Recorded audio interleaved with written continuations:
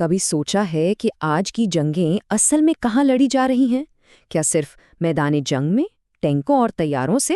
اچھا، محمد فاروق راشد کا ایک تجزیہ کہتا ہے کہ اصل جنگ تو کہیں اور ہی ہو رہی ہے۔ تو آئیے اسی دلچسپ موضوع کو ذرا گہرائی سے سمجھتے ہیں۔ مصنف نے اپنی بات کا آغاز ہی ایک بہت بنیادی اور سچ پوچھے تو ایک طاقتور نقطے سے کیا ہے۔ وہ کہتے ہیں کہ اصل میدان جنگ جہاں سب سے بڑی لڑائی ہوتی ہے وہ انسانی ذہن ہے، اور یہ ایک ایسا آئیڈیا ہے جو آج کل کی دنیا کی ہر کشمکش کو ایک بالکل ہی نئے زاویے سے دیکھنے پر مجبور کر دیتا ہے۔ اچھا، تو اس تجزیے کا روڈ میپ کچھ اس طرح کا ہے۔ سب سے پہلے ہم سمجھیں گے کہ یہ ذہنوں کی جنگ آخر ہے کیا، پھر دیکھیں گے کہ اس میں کون سے ہتھیار استعمال ہو رہے ہیں، اس کے بعد بات ہوگی مسلم دنیا کی اصل طاقت کی، پھر دیکھیں گے کہ اندرونی طور پر کیا کمزوریاں ہیں، اور آخر میں سب سے اہم کہ آگے بڑھنے کا راستہ کیا ہو سکتا ہے۔ تو سب سے پہلا نقطہ، ذہنوں کی جنگ۔ دیکھیں، اس تجزیے کی بنیاد ہی اسی خیال پر ہے کہ آج کی جنگیں پہلے جیسی نہیں رہیں۔ اب اصل لڑائی، اصل کشمکش نظریات کی ہے، خیالات کی ہے، اور اس بات کی ہے کہ لوگوں کے ذہنوں پر کنٹرول کون حاصل کرتا ہے۔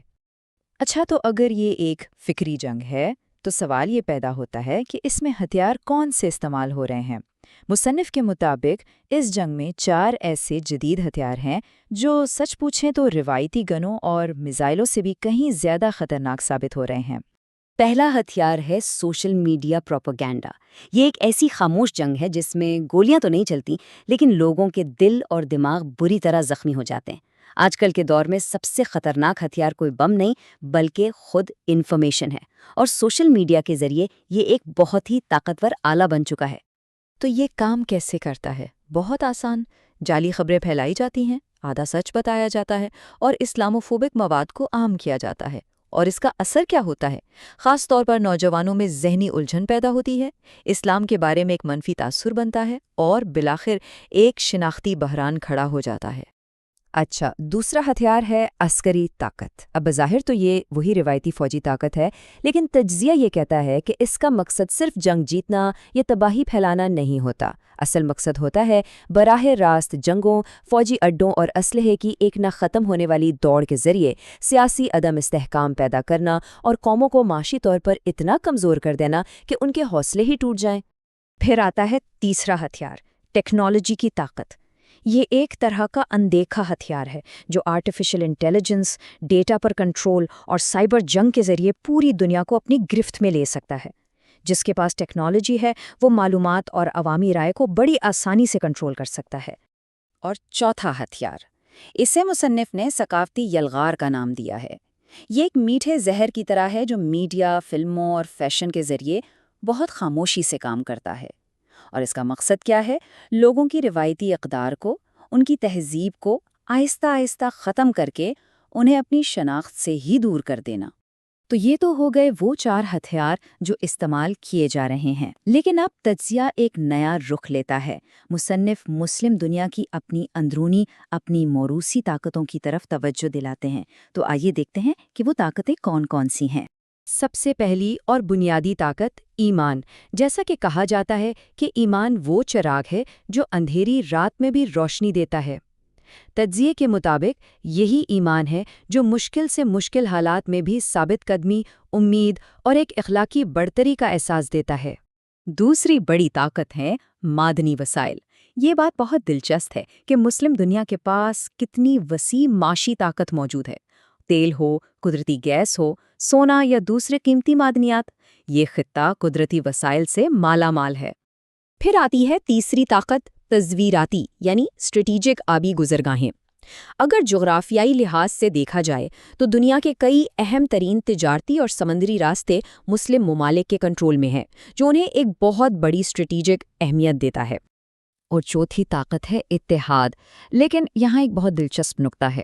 دیکھیں، اتحاد ایک 2 دھاری تلوار کی طرح ہے۔ اگر یہ ہو تو اس سے سیاسی طاقت، معاشی استحکام آتا ہے اور بیرونی دباؤ کم ہو جاتا ہے۔ لیکن اگر اتحاد نہ ہو تو وہی ہوتا ہے جو آج ہو رہا ہے۔ وسائل ضائع ہوتے ہیں، دشمن مضبوط ہوتا ہے اور آپس کی جھگڑے بڑھتے ہیں۔ مصنف کے مطابق اتحاد سب سے بڑی ممکنہ طاقت بھی ہے اور سب سے بڑی موجودہ کمزوری بھی۔ اور یہیں سے تجزیہ ایک بہت ہی اہم موڑ لیتا ہے۔ کہ اصل مسئلہ شاید باہر سے زیادہ اندر ہے، یعنی ایک اندر کا دشمن بھی ہے۔ تو یہاں ایک بہت بڑا سوال پیدا ہوتا ہے نا کہ اگر ایمان کی طاقت بھی ہے، وسائل بھی ہیں، اسٹریٹجک لوکیشن بھی ہے، تو پھر اصل مسئلہ کیا ہے؟ یہ سب طاقتیں آخر کارگر ثابت کیوں نہیں ہو رہیں؟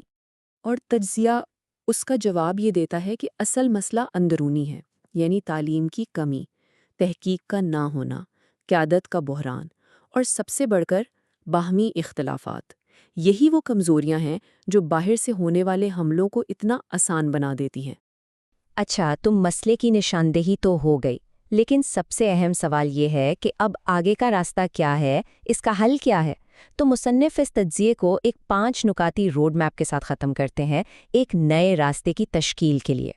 یہ بحالی کا ایک 5 نکاتی راستہ ہے۔ پہلا قدم، تعلیم اور تحقیق میں انویسٹ کرنا۔ دوسرا، میڈیا کو منفی پروپیگنڈے کے بجائے مثبت کاموں کے لیے استعمال کرنا۔ تیسرا قدم، اتحاد اور تعاون کو فروغ دینا۔ چوتھا، اپنی اخلاقی اصلاح کرنا۔ اور پانچواں اور بہت اہم، خود انحصاری کی طرف بڑھنا۔ اور آخر میں مصنف کا یہ گہرا پیغام جو پورے تجزیے کا نچوڑ ہے کہ اصل جنگ باہر نہیں اندر ہے، اصل ہتھیار بندوق نہیں سوچ ہے، اور اصل فتح زمین کی نہیں بلکہ دلوں کی ہے۔ یہ ایک ایسی سوچ ہے جو ہمیں غور و فکر کرنے پر مجبور کرتی ہے کہ حقیقی طاقت اور اصل فتح آخر ہے کیا۔